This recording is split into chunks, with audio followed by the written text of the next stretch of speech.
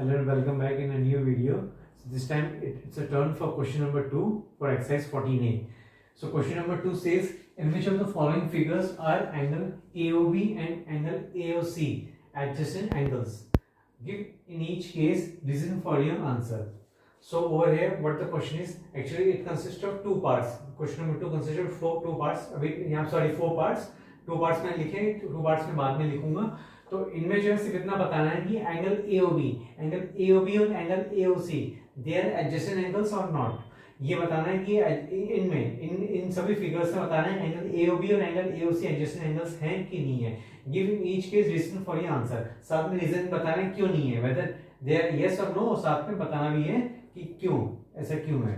अच्छा, अब जो है यहाँ पे सबसे पहले आप जो है मैं लिख देता हूँ. वैसे आप चाहे तो इसे शुरुआत में क्वेश्चन स्टार्ट करने से पहले आप लिख सकते हैं इसको, या चाहे ना भी लिखें. एंगल AOB, देखिए ध्यान से देखिए, एंगल AOB.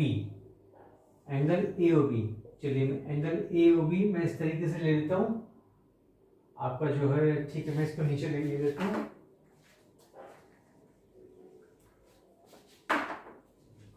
एंगल AOB, मान लीजिए एंगल AOB है. ओ मैंने बीच में इसलिए बिकॉज बीच में है, तो बीच को हमेशा यहाँ पे लिखते हैं, हमेशा जो मेन होता है. Angle AOC, now again angle AOC.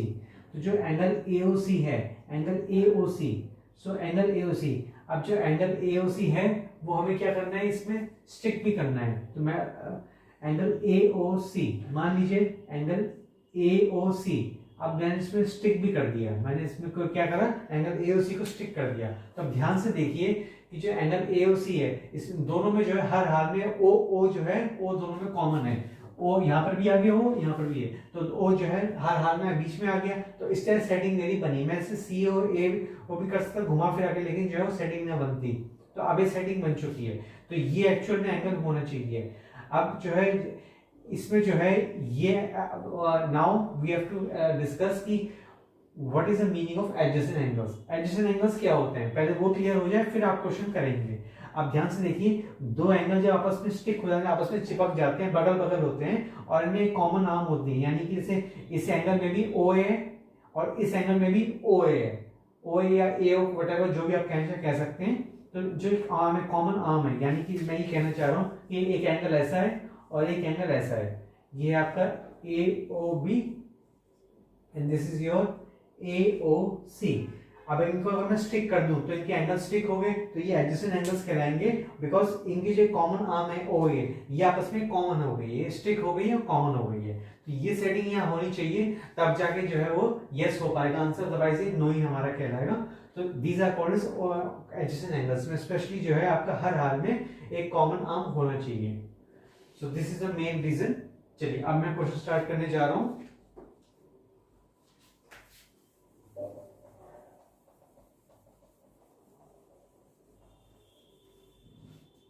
So in the first question, ध्यान से देखिए, first part angle BOC.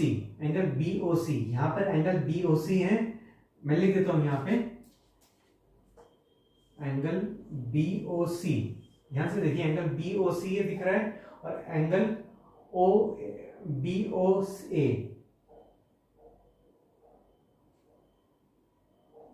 is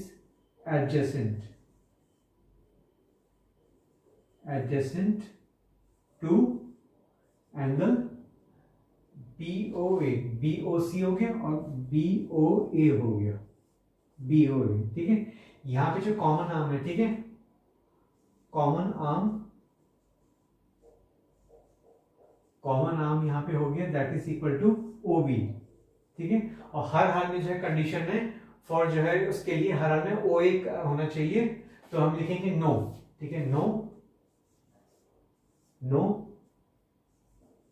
because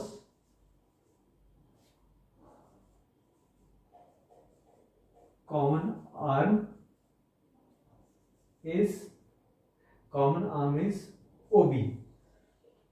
मैंने ये एक्स्ट्रा लिख दिया है, जरूरत नहीं है, आप चाहे लिखें लेकिन आपकी इच्छा है. कॉमन आर्म इज OB, जबकि OA होना चाहिए. अब यहाँ पे ध्यान से देखिए BOC. अब यहाँ पे देखिए, मैं इस पे भी क्लियर करता हूँ. AOB, अब AOB और AOC है, यहाँ पे जो है जो सेटिंग है AOB और AOC तो सेटिंग नहीं बन पा रही है। अब यहाँ पे देखते हैं AOB इतना बड़ा हो गया, ठीक है, एंड AOC अगेन इस पे भी जो है कॉमन आर्म जो है नहीं निकल पा रही है, वो चीज जो है नहीं हो रही है, तो इसका आंसर भी हम नो लिखेंगे, क्योंकि इसमें जो है कॉमन आर्म का कोई मतलब नहीं, पूरा बड़ा एंगल ले लिया और एक उसके अंदर एंगल है, तो फिर एडजेसेंट एंगल का तो कोई यहाँ पे कोई सेंस बनता ही नहीं है, बिकॉज यहाँ पे कॉमन आर्म इज OC, यहाँ पे दो एंगल है, उनके कॉमन आर्म OC है, जो हमें OA होना चाहिए, तो जो है बिकॉज इसीलिए जो है ये एडजेसेंट एंगल्स नहीं है। Third part says COA and AOB। अब देखिए यहाँ से देखिए AOB एंड AOC, अब यहाँ पे जो कॉमन आर्म है वो AO आ गई है, सो दिस टाइम हम जो है यहाँ पे लिखेंगे यस, ठीक है, हम लिखेंगे yes because OA is a common arm, तो इसलिए जो है ये यस होगा। Now over here AOB and your BOC, इसमें जो है कॉमन आर्म जो है OB है, सो इसलिए जो है इसका आंसर नो होगा, no because OB is the common arm। ये जो है इसके दोनों के आंसर्स हैं। अब जो है लास्टली जो है मैं वैसे शुरुआत में लिखवाना चाह रहा था, जो कि मैंने यहाँ पे लिखा नहीं है, तो आप ये शुरुआत में जो है जैसे क्वेश्चन स्टार्ट करेंगे तो आप शुरू में एक लाइन आप जोड़ सकते हैं, फिर आप जो है चारों पार्ट्स आप सॉल्व कीजिए। शुरुआत में आप एक लाइन ही लिख सकते हैं तो बेटर होगा, इससे जो है और आपका क्वेश्चन ठीक हो जाएगा, कंफर्टेबल हो जाएगा, तो ये आप शुरुआत में बेटर होगा आप लिख लें। आप यहाँ पे लिख लीजिए शुरुआत में angle AOB and angle AOC are adjacent angles if their common arm is OA हो गया कॉमन आर्म, तब जाके जो है वो चीज निकल पाएगी।